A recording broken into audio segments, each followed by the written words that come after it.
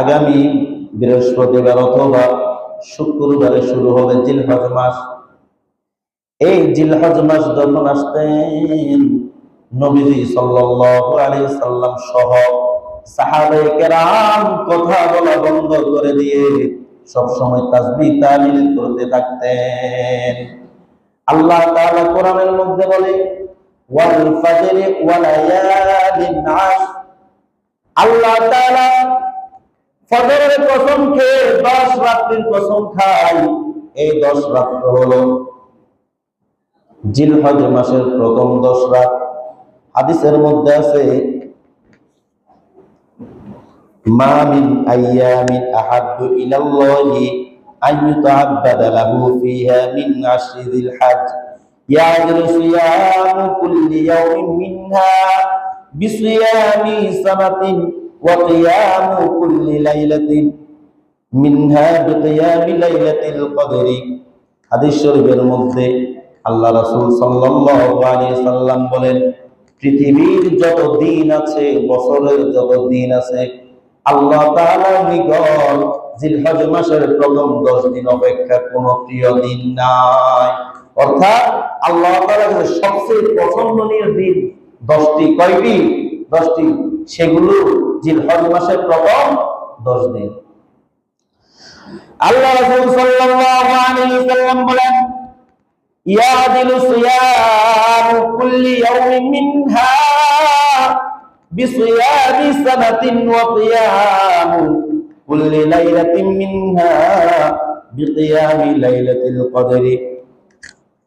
আল্লাহ রাসূল সাল্লাল্লাহু আলাইহি সাল্লাম সাহাবায়ে কেরামকে বলে, ও আমার সাহাবীরা, এই 8 তারিখ পর্যন্ত প্রত্যেকটা দিনের রোজা আল্লাহ তাআলার কাছে 1 বছর নফল রোজার সমান সওয়াব। আল্লাহ তাআলা বান্দার আমলনামার মধ্যে একটি রোজা রাখলে 1 বছর রোজা রাখার সওয়াব দিবে। সেই রোজাগুলা কখন রাখবে? জিলহজ মাসের 1 তারিখ থেকে 9 তারিখ 8 তারিখ পর্যন্ত। তাহলে প্রথম 8 দিন প্রত্যেকটা রোজার জন্য আল্লাহ তাআলা কি দিবে? একটি রোজার জন্য 1 বছর নফল রোজার সওয়াব তার আমলনামার মধ্যে দান করবে। ওয়া কিয়ামু কুল্লি লাইলাতিন মিনহা, এই প্রত্যেক দিন যে 8 দিন রোজা রাখবে, ওই 8 দিন রাতে ইবাদত করলে আল্লাহ রাসূল সাল্লাল্লাহু আলাইহি সাল্লাম বলেন, বিকিয়ামি লাইলাতিল কদরি, লাইলাতুল কদরে ইবাদত করলে যে পরিমাণ সওয়াব, এই 8 রাতের প্রত্যেকটি রাতে আল্লাহ তাআলা বান্দার আমলনামার মধ্যে সেই পরিমাণ সওয়াব দান করবে। কি বুঝলেন? এক একটি রাত লাইলাতুল কদরের সমপরিমাণ সওয়াব কে দিবে? আল্লাহ। হাদিসের মধ্যে স্পষ্ট।